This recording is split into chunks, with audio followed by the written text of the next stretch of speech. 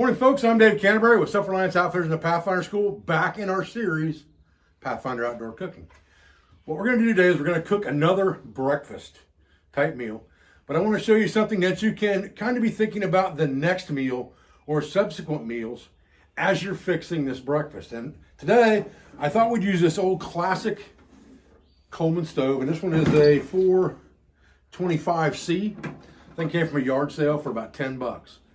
Works flawless, probably from the 70s.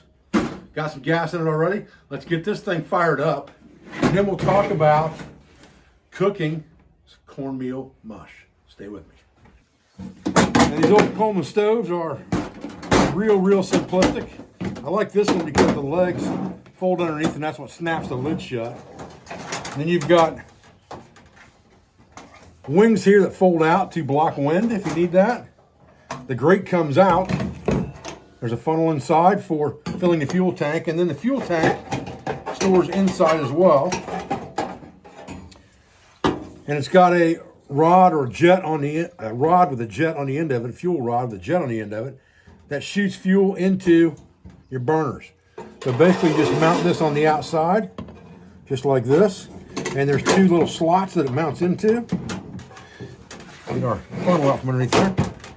And then we're ready to pump it up and go. And generally all we have to do with this is pump this thing under pressure, turn it on, valve up for starting and down for burning.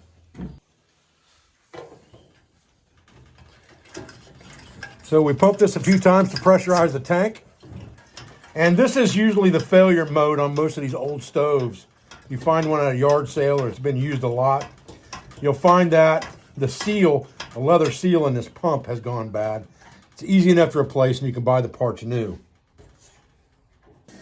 All right, once we've got our lever turned down now, we've got our lever turned down, we're burning good. We're gonna go ahead and pull this key out and open the other burner, just like this, and light it up.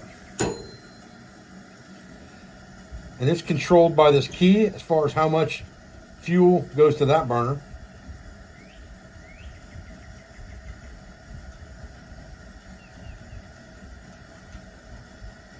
Got her all the way open now. And you may have to give this thing a couple more pumps. If you do, that's okay. It seems to be holding pretty good pressure.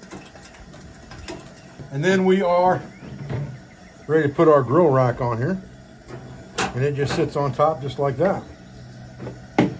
And we can store our funnel inside while we're cooking, or we can take it out. It really doesn't matter. Either way, it's not going to hurt anything. Now, we don't have any wind issues to worry about, so we don't have to use these wind screens. But they just pull down and clip in just like this into the side to give you protection from the wind on both sides of the stove. I'm going to leave them open today so that you can see better. Now, the way this works is we want to use twice as much water as we use cornmeal. So depending on how much you use, that's going to dictate your water. Again, it's really not a set recipe, but 2 times as much and a little bit of salt always makes things better. Okay, now that our water's hot and we've got some steam coming off of it, we've got a 16-ounce container here of cornmeal. We're going to put it all in there.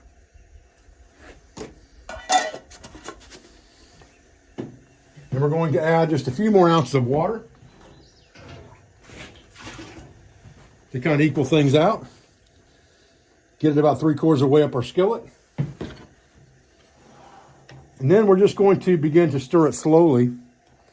And that corn is going to expand in there as it heats up and make that cornmeal mush. You'll see as we go here, it's going to change consistencies dramatically in a very short amount of time with this hot water. Keep stirring this. Number 1, so you don't burn anything to the bottom, and number 2, you'll get rid of all the lumps that way. Now, if you're going to put salt in here, which I recommend, now's a good time to add that as well. So we'll take just a little pinch of salt, put it in there, maybe 2 pinches. We don't need a lot of salt because this is a sweet recipe. And then continue to stir. You can see that the consistency's changed quite a bit already, and it's pretty thick. Hello, cat. is on. A lot of hot stuff up here. You don't want to get your face in. And once we get this to a good thick consistency like this, and it's all hot, this is when we're ready to eat it for today's breakfast. So now I'm going to change things around, move the coffee water over to the heavy burner or the high burner, turn the other burner completely off. Keep stirring this while it's warm because it's ready to serve. If you're going to use this for a meal tomorrow, you may want to cook it a little bit longer and make it a little bit thicker. But anything you don't use out of this for a meal today, you can obviously go back, cook it just a little more to thicken it up and evaporate some of the water off of it. Now for something quick on the trail, or something quick for your kids in camp, dish that right into a bowl.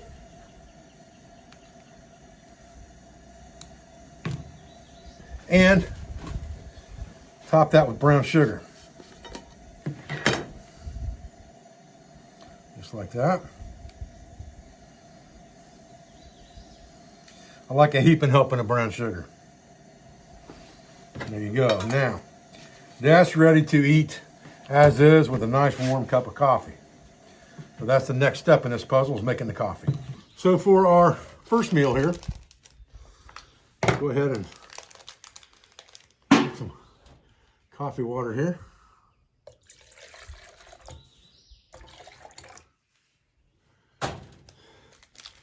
Get some good Kopika mixed in that.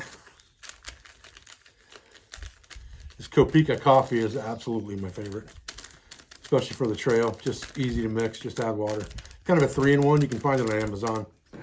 Got a couple of different packets of it. This is brown, called brown coffee. Which means it's got creamer mixed into it, I'm sure.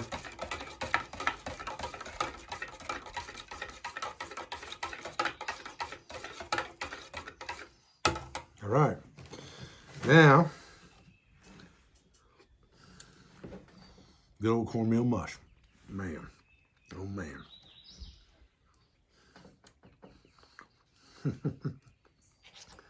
Love this stuff. It's very much the consistency of cream of wheat. Very much. Okay, so now let's talk about what we can do with this the second time around. We have some left. Now, we're going to cook it a little bit longer, let the water evaporate off of it, let it get a little thicker. Here comes on. Looking for a handout, aren't you, buddy? Let it get a little thicker in the pan, and then we're going to chill it. Now, in camp, that would have to be some type of cooler or an Iceco electric cooler if you're overlanding, something like that. Or you could do it in a house ahead of time and bring this with you if you're camping.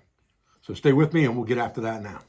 Now, if you take this cornmeal mush and you just place it into some type of mold, you could even just pat it into a square if you wanted to and roll it in some type of butcher paper would be fine. And then refrigerate it at camp in a cooler or whatever, or even at home before you go to camp. Then you can take this out of the mold or out of the butcher paper and you can cut it into slices and fry it. All right, so we ate our breakfast, and you know, there's lots of names for this cornmeal mush. You can call it grits if you want to, although grits is generally made with white corn, not yellow corn, or you can call it polenta. If you're one of my Italian friends, they eat polenta over there, and it's basically the exact same thing. It's ground cornmeal, yellow cornmeal, boiled in hot water. And you can add things to that if you'd like to do so. Once you have taken that mush that you had left over and you have cooled it down and made it into a block, whether you formed that by hand or whether you formed it into a form, doesn't really matter. And you've kept it cold. Now you can thin slice that and fry it, and it becomes fried mush. So the first thing we're going to do is we're going to take some salt cured bacon, cut a couple slices of that bacon up, and put that in the skillet. Get that cooking to give us some grease to fry in, and also give us a couple pieces of bacon for our breakfast.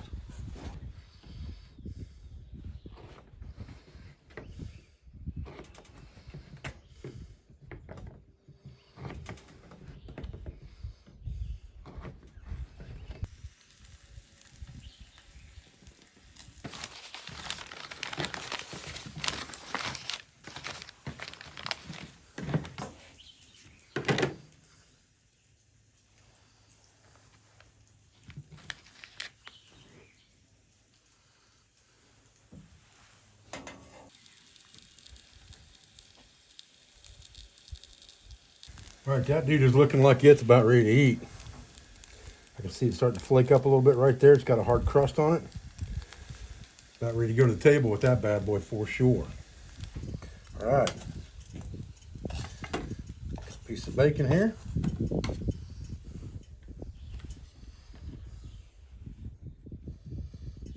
All right, so fried mush and bacon here. Honey is the ticket with this. We went with the brown sugar on the mush. And when we fry it, we're going with some good raw honey here. Oh man, look at that. Ooh-wee. Nothing left but the taste test now, fellas. Oh man. Woo! Golly. Cornmeal mush now and later. Better the second time around even. Wow. Nice and crunchy. Cut a piece of bacon to go with it. Man. That is hard to beat. All right, guys. Well, I'm Dave Canterbury with Self-Reliance Outfitters in the Pathfinder School, and I appreciate you joining me for another video today. Remember that these ingredients are very simple. You can take this anywhere, on the trail, in a base camp, camping with your kids, you know, on your back porch, in your kitchen. All this stuff is really easy. It's all good food, and it's not difficult to fix, and the ingredients are very, very simple. That can be carried in your woodsman's pantry, it can be carried in your backpack, in your haversack, very, very easily. And it doesn't take a lot of apparatus to cook these meals. Most of what we used was a skillet, and we could have eaten out of that skillet as well, other than cooking water for coffee, which could have easily been done in a water bottle and cup. So the skillet's the only requirement that we had above and beyond a simple water bottle and cup scouting type kit. Anyway, I appreciate your views. I appreciate your support. I thank you for everything you do for our school, for our family, and for our business, for all our sponsors, instructors, affiliates, and friends. Remember to check out the outdoor cooking videos on Self-Reliance Outfitters channel with Matt Mercer called Pathfinder Outdoor Kitchen. Go check it out. Subscribe. They do giveaways every month for free gear with recipes that he cooks in front of everyone. I would encourage all of you to subscribe and check out that channel. Hit the notification bell, hit the subscribe button on my channel, and you'll know every time I come out with a new cooking video because I'm going to do a lot of them. I'll be back as soon as I can, guys. Thanks a lot.